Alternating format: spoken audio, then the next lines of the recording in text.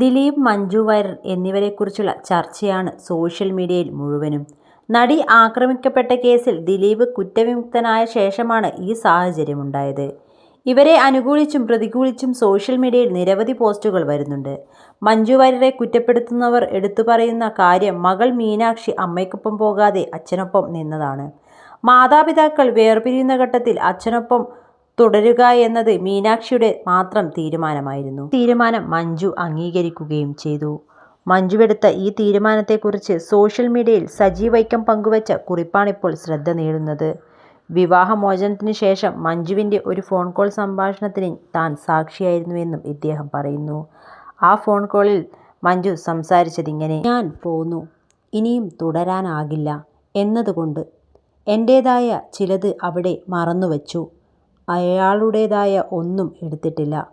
ഏറ്റവും വലിയ ഹൃദയവേദനയോടെ താൽക്കാലികമായെങ്കിലും മകളെ അവിടെ ഉപേക്ഷിച്ചു.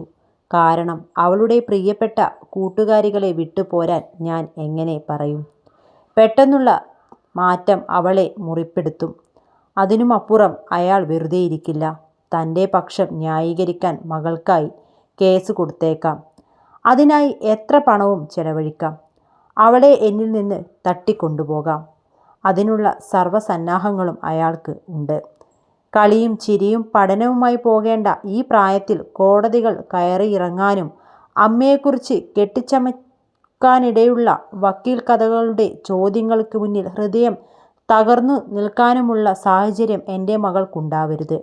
കുറച്ച് സമയത്തേക്കെങ്കിലും പോലും ഒരു തട്ടിക്കൊണ്ടുപോകൽ അവളുടെ ജീവിതത്തിൽ എന്നേക്കുമായുണ്ടാവുന്ന മാനസിക തകർച്ച ചെറുതായിരിക്കില്ല.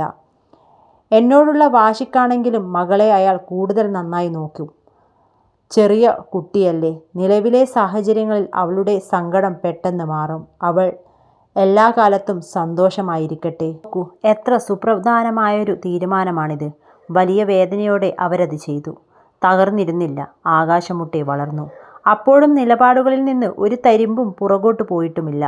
എല്ലാ സ്ത്രീകളും ഒന്ന് തിരിച്ചറിയുക: ഓരോ വ്യക്തിയുടെയും സ്വപ്നങ്ങൾ അവരവരുടേത് മാത്രമാണ്. അതിനൊപ്പം സഞ്ചരിക്കുക, അത് സാധ്യമാക്കുക. മറ്റൊരാൾക്ക് വേണ്ടി അത് ഉപേക്ഷിക്കരുത്. അഥവാ അതൊരിക്കൽ ചെയ്യേണ്ടി വന്നാൽ അബദ്ധമായി എന്ന് തിരിച്ചറിഞ്ഞാൽ തിരികെ മടങ്ങുക. സ്വന്തം ജീവിതത്തിലേക്കും സ്വപ്നത്തിലേക്കും